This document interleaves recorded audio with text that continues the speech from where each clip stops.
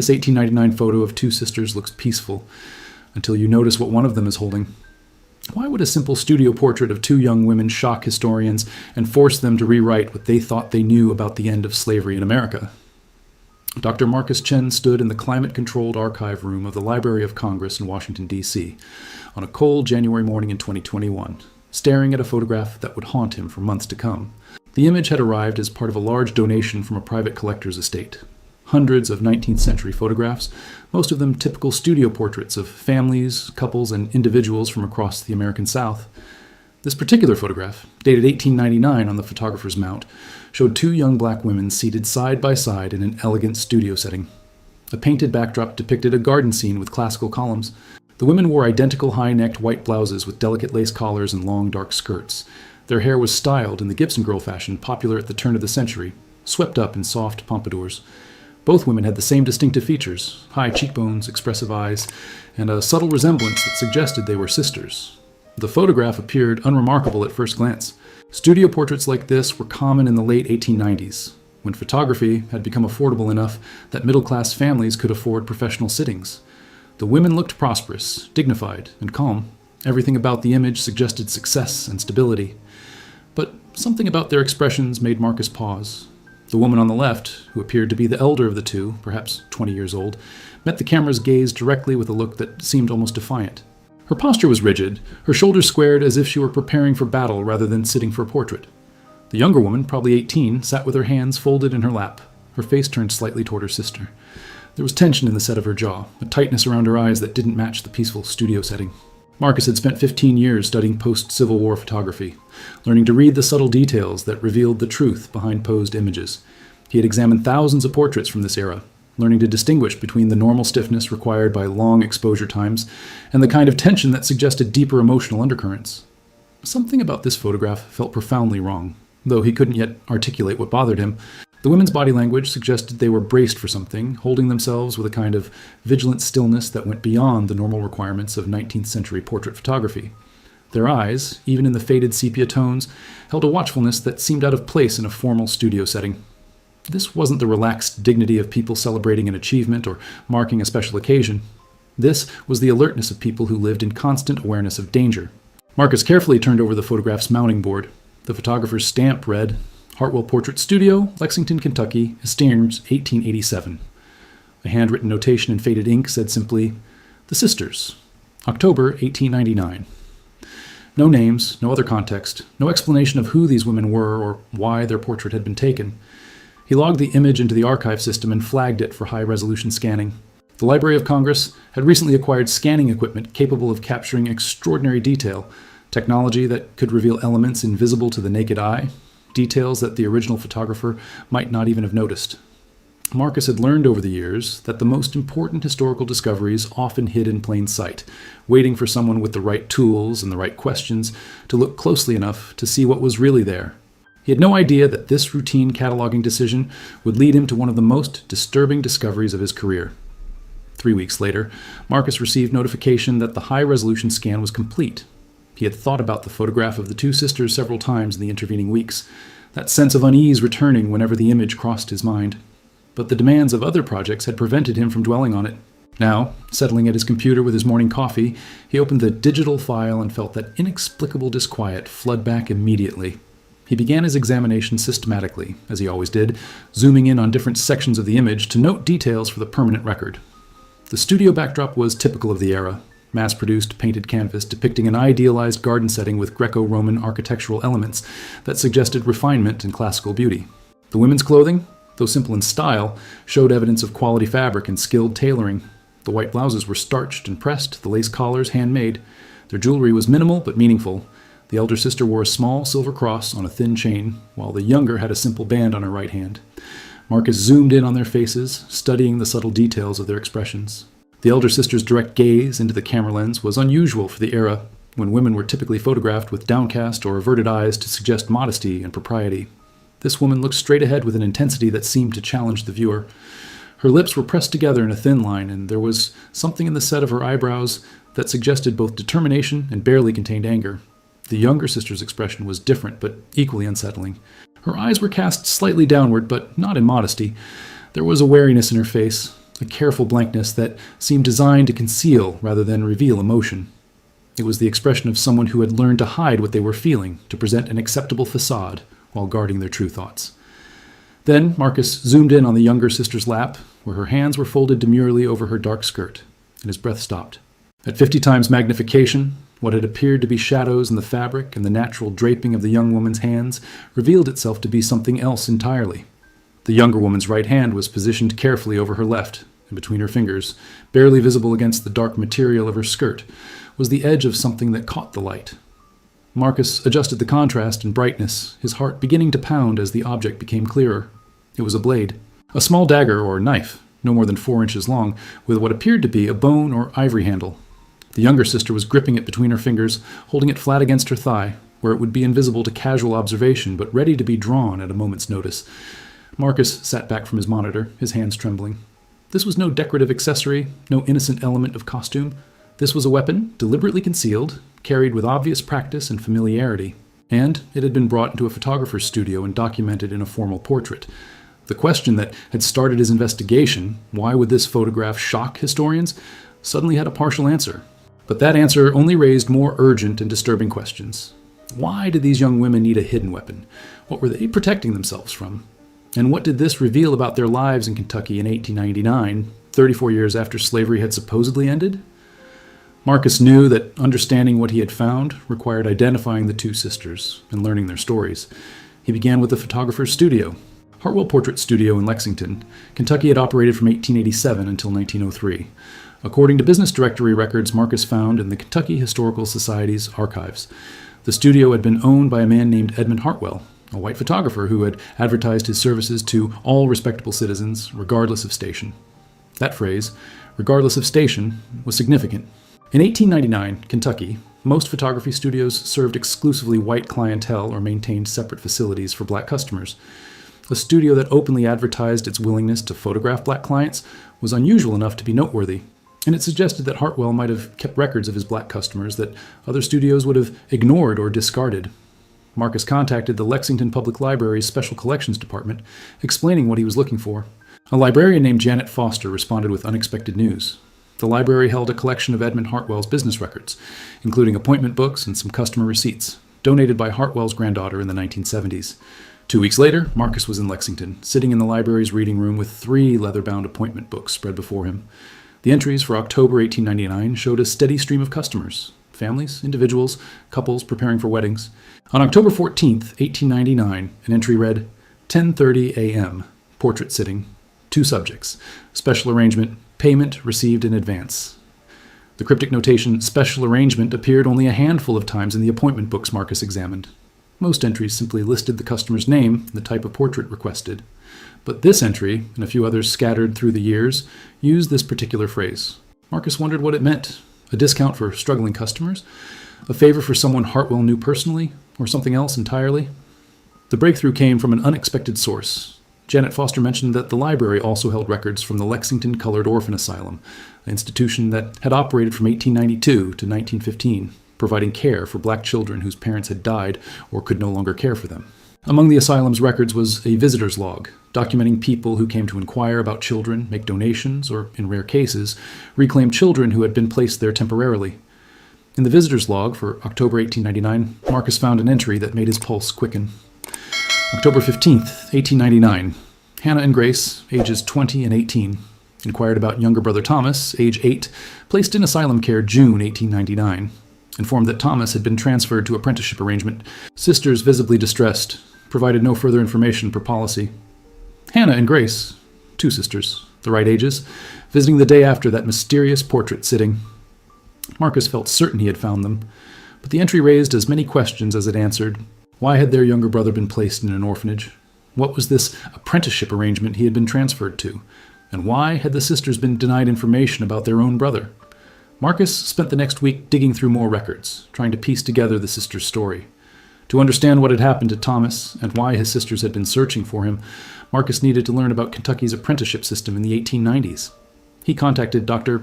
Angela Roberts, a historian at the University of Kentucky who had published extensively on post-Civil War labor practices in the state. When Marcus explained what he had found, Angela's response was immediate. "You need to come see my research. What you're describing sounds like evidence of one of the darkest chapters in Kentucky's history. 3 days later, Marcus sat in Angela's office, surrounded by file boxes containing records she had spent years collecting from county courthouses across Kentucky. After the Civil War, Angela explained, Southern states found ways to maintain control over black labor despite the 13th Amendment's prohibition of slavery. One of the most insidious methods was the apprenticeship system.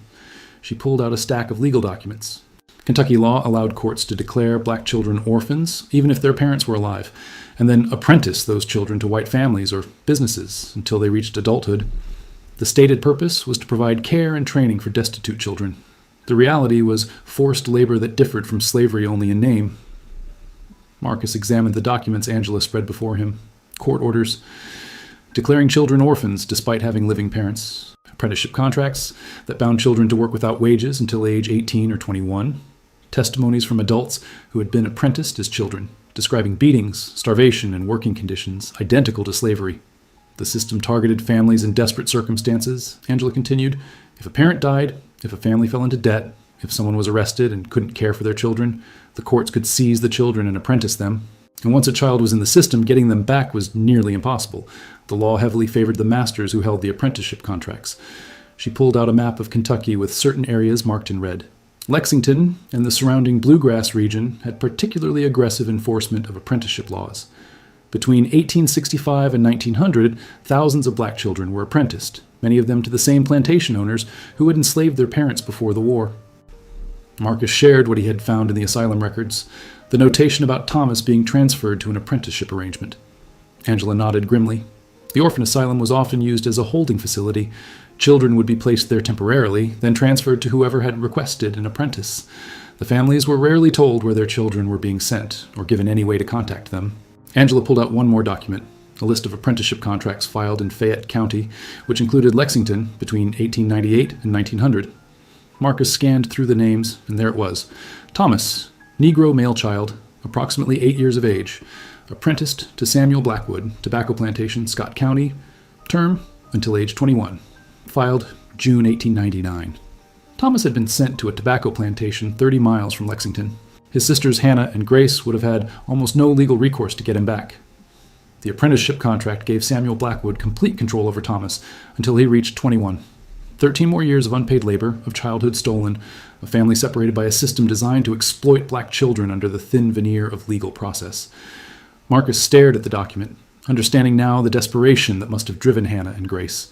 They had lost their brother to a system that was slavery in everything but name, and they had been powerless to stop it.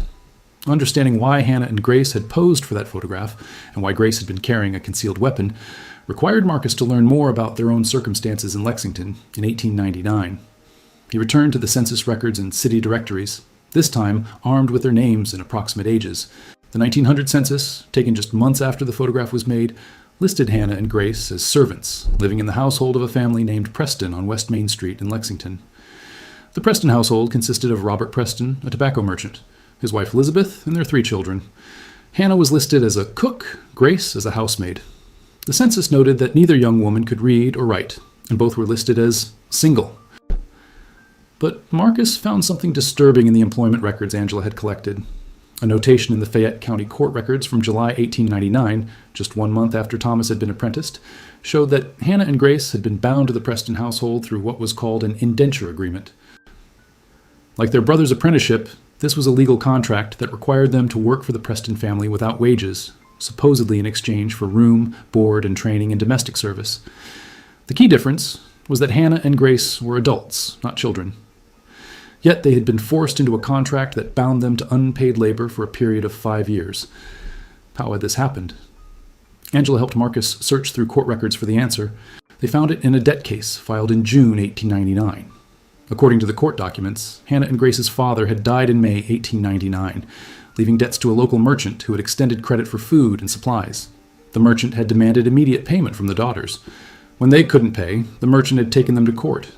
The judge had ruled that the young women owed $60, a sum they had no way to obtain, and had given them a choice, jail or indenture. They had chosen indenture, signing contracts that bound them to 5 years of domestic service to pay off their father's debt. The Preston family had paid the merchant directly and taken possession of Hannah and Grace's labor. It was debt peonage, another system that trapped black Americans in conditions barely distinguishable from slavery, using legal mechanisms to enforce bondage that the 13th Amendment had supposedly abolished. Marcus found testimony from other women who had been similarly trapped. In interviews conducted in the 1930s as part of a Depression-era documentation project, elderly women described the reality of domestic service under indenture, working from before dawn until late at night, sleeping in unheated attic rooms, eating scraps from the family's table, subjected to physical punishment for any perceived disobedience, and living under constant threat of violence. And they described something else that made Marcus understand why Grace had carried a weapon into the photographer's studio. Multiple testimonies mentioned that young women in domestic service faced constant danger of sexual assault from the men in the households where they worked. With no legal protection, no ability to leave their employment, and no recourse if they were attacked, these women lived in a state of perpetual vulnerability. Grace's hidden dagger was not a dramatic gesture. It was a desperate necessity, a tool of last resort for a young woman who understood that the law would not protect her and that her only defense was whatever protection she could provide for herself. Marcus needed to understand Edmund Hartwell's role in this story. Why had the photographer agreed to take the portrait? What was the special arrangement noted in his appointment book? And did Hartwell understand what Grace was carrying when he posed the two sisters for their photograph? The answer came from an unexpected source. Marcus received an email from a woman named Catherine Hartwell Morrison, who had seen his inquiry on a genealogy forum where he had posted information about Edmund Hartwell. Catherine was Edmund's great-great-granddaughter, and she had boxes of family papers that had never been donated to any archive. When Marcus visited Catherine in Louisville, she brought out a collection of letters and personal journals that Edmund had kept. "My family has always known that Edmund was sympathetic to the black community," Catherine explained. "He was a Quaker, and he believed strongly in equality and justice. But he had to be careful about how he expressed those beliefs in Kentucky in the 1890s. Edmund's journal entries from October 1899 told the story. On October 13th, he had written, "Visited today by two young women of color, sisters named Hannah and Grace. They came not to request a portrait for vanity, but to document something important. They would not explain in detail, but I understood that they wished to create a record of themselves, to prove their existence and their resistance to circumstances they could not fully escape. I agreed to photograph them tomorrow and to ask no questions that might put them in danger." The next day's entry was more detailed, made the portrait of the sisters today. They arrived precisely at the appointed time, dressed in their finest clothes, which they said belonged to the household where they worked. The younger one, Grace, carried something concealed in her clothing. I saw the glint of metal when she arranged her skirt.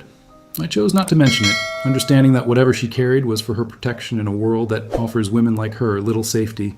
Edmund had positioned them carefully, he wrote, to ensure that the concealed weapon would be captured by the camera, but would not be obvious to casual observation. If they wished to document their circumstances, including their need to protect themselves, then I will help them do so. A photograph is evidence, and evidence may someday serve justice even when the present offers none. The entry continued. They paid me with coins they said they had saved secretly over many months, money earned through small services they provided outside their required labor. They asked me to make 2 copies of the photograph, one for them to keep and one to be sent to an address in Philadelphia, to a Quaker organization that documents injustices in the South. I will honor this request. Marcus felt a chill reading these words. The photograph had been created deliberately as documentation, as evidence of the sisters' situation, and it had been sent to an organization that collected such evidence, though clearly that evidence had not been enough to change their circumstances or rescue their brother. Catherine showed Marcus one more item, a small envelope containing a lock of hair and a note in Edmund Hartwell's handwriting, dated November 1899. The elder sister, Hannah, returned today to tell me her sister Grace was killed. She did not provide details, but her grief and rage were apparent. She asked me to keep this lock of Grace's hair and to remember that her sister had been a person of dignity and courage. I will remember. Marcus knew he needed to find out what had happened to Grace in the month after the photograph was taken. He returned to the Fayette County court records, searching for any mention of her name in October or November 1899. What he found was a brief newspaper article from the Lexington Daily Press, dated November 3rd, 1899, buried in the back pages among minor local news items. Unfortunate incident on West Main Street. A Negro servant girl employed in the household of Mr. Robert Preston suffered fatal injuries on the evening of November 2nd. According to reports, the girl, identified as Grace, approximately 18 years of age, fell from a second-story window while performing her duties. A physician was summoned, but the injuries proved fatal. The coroner has ruled the death accidental. The girl's remains were claimed by her sister and buried in the colored section of Lexington Cemetery. Marcus read the article 3 times, his hands shaking. Fell from a second-story window while performing her duties. The passive construction, The vague circumstances, the quick ruling of accident, everything about the brief report screamed of a cover-up. What had really happened on that November evening? He searched for more information and found a coroner's report in the court archives. The document was perfunctory. Female Negro, approximately 18 years, deceased from injuries consistent with fall from height, multiple contusions and broken bones, no witnesses to the fall, death ruled accidental. But Marcus also found something else, a complaint filed with the Lexington Police Department 3 days after Grace's death. The complaint had been filed by Hannah, and though it had been dismissed almost immediately, the record of it remained. Hannah had claimed that her sister had been attacked by Robert Preston, that Grace had fought back using a small knife she carried for protection, and that Preston had thrown her from the window in rage. Hannah had demanded an investigation and prosecution. The police response, noted at the bottom of the complaint, was brief. Complainant is a Negro servant with questionable moral character. Accused is a respectable businessman and family man. No credible evidence supports the allegation. Complaint dismissed. Marcus sat in the archive reading room, staring at these documents, understanding the full horror of what had happened. Grace had carried that weapon in the photograph because she knew she was in danger. She had documented herself holding it, creating evidence of her need for protection, and when she had used it to defend herself from assault, she had been murdered for her resistance. The system had then protected her killer, dismissing her sister's testimony, ruling the death accidental, and ensuring that no justice would ever be served. Angela Roberts helped Marcus search for more information about Robert Preston. They found that he had continued his tobacco business for years after Grace's death, had served on the Lexington City Council, and had died in 1918 prosperous and respected. His obituary made no mention of any scandal or controversy. The system had protected him completely. They also found records showing that Hannah had been forced to complete her 5-year indenture contract despite her sister's death, working in the Preston household until 1904. The psychological torture of being forced to serve the man who had killed her sister was almost incomprehensible. Marcus understood now why this photograph was so important, why it had to be examined, documented, and shared. It was one of the only pieces of evidence that Grace had existed, that she had been a person with dignity and agency, that she had tried to protect herself in a world determined to render her powerless. After completing her indenture in 1904, Hannah had disappeared from Lexington's records. Marcus spent weeks trying to trace what had happened to her, searching through city directories and census records in Kentucky and surrounding states. The trail seemed to have gone cold, a common problem when researching black women from this era, whose lives were often poorly documented. The breakthrough came from the Quaker organization that Edmund Hartwell had mentioned in his journal. Marcus contacted the American Friends Service Committee in Philadelphia and explained what he was researching. An archivist there searched through their historical records and found a file labeled Kentucky Cases, 1899-1905. Inside was correspondence about Hannah and Grace, including letters from Edmund Hartwell describing their situation and his concerns about their safety. But more importantly, there was a letter from Hannah herself, dated January 1905. Written in careful, unpracticed handwriting that suggested she had recently learned to read and write. Dear friends, the letter began, my name is Hannah, and I am writing to tell you that I have left Kentucky and come to Cincinnati, where I am safe. I worked 5 years for the man who killed my sister Grace. Every day I thought about leaving, but I had no money and no place to go, and I knew if I ran, they would catch me and put me in jail or worse. But I survived because I promised Grace I would live and tell the truth about what happened to her. The letter continued. I am working now in a factory making shirts. The work is hard, but I am paid wages, and I can leave when I choose. I have joined a church here where there are other women who escaped from Kentucky, and we help each other. I wanted you to know that I am alive and free. I also wanted to ask if you still have the photograph that Mr. Hartwell sent you in 1899, the picture of me and Grace. It is the only image of my sister that exists, and I would like to have a copy of it if possible. The file contained a response from the organization, confirming they would send Hannah a copy of the photograph and offering her assistance in documenting her testimony about the apprenticeship system and her sister's death. There were several more letters from Hannah over the following years, describing her life in Cincinnati, her work in various factories, and her involvement in church and community organizing. In a letter from 1910, Hannah wrote about finding her brother. After 6 years of searching, I have located Thomas. He is still in Kentucky, still bound to that plantation until he turns 21. I have written to him, though I do not know if my letters reach him. I am saving money to help him when he is finally freed. He will be 19 then, with no education, no family nearby, nothing but years of stolen childhood. But I will be here for him, and together we will build a life that honors Grace's memory. Marcus found Thomas in the 1920 census, living in Cincinnati with his sister Hannah. He was working as a laborer, and Hannah was listed as a seamstress, running her own small dressmaking business from their home. They had survived, had found each other again, and had built a life in freedom despite everything the system had tried to take from them. Hannah lived until 1947, dying at the age of 68. Her obituary in the Cincinnati Enquirer was brief, but mentioned that she had been active in civil rights organizing, had helped establish a home for working women, and had been known in her community as someone who helped young people who had escaped from difficult situations in the South. By late 2021, Marcus had compiled his research into a comprehensive documentation of Hannah and Grace's story. He prepared an article for the Journal of African American History and began working with the Library of Congress to create an exhibition featuring the photograph and the evidence he had gathered. The photograph, with Grace's concealed weapon visible only under magnification, became the centerpiece of an exhibition titled Hidden Defenses, Resistance and Survival in the Post-Emancipation South. The exhibition included the photograph itself, Edmund Hartwell's journal entries, Hannah's letters, court records documenting the apprenticeship system and Grace's death, and testimony from other women who had survived similar circumstances. News of the discovery spread quickly through academic and genealogical networks. Researchers began examining other photographs from the same era, looking for similar instances of concealed weapons or other forms of documentation hidden in plain sight. Several more examples emerged. Photographs of domestic workers with kitchen knives discreetly visible, images of field workers with tools that could serve as weapons, portraits of women with defensive postures that suggested constant vigilance. The story resonated particularly strongly with descendants of people who had lived through the post-emancipation period. Marcus received dozens of emails from people whose ancestors had been apprenticed, indentured, or trapped in debt peonage. Many shared family stories that had been passed down orally but never documented. Stories of resistance, survival, and the various ways people had tried to protect themselves and preserve evidence of the injustices they endured. One email came from a woman named Joyce Miller in Cincinnati, who said her grandmother had known Hannah personally. "My grandmother used to tell me about a woman in the neighborhood who had survived terrible things in Kentucky, and who dedicated her life to helping other people escape similar situations. She said this woman had lost a sister to violence and carried that grief her whole life, but transformed it into action. I believe she was talking about Hannah." Joyce shared photographs from her grandmother's collection, including one from the 1930s, showing a group of women from their church community.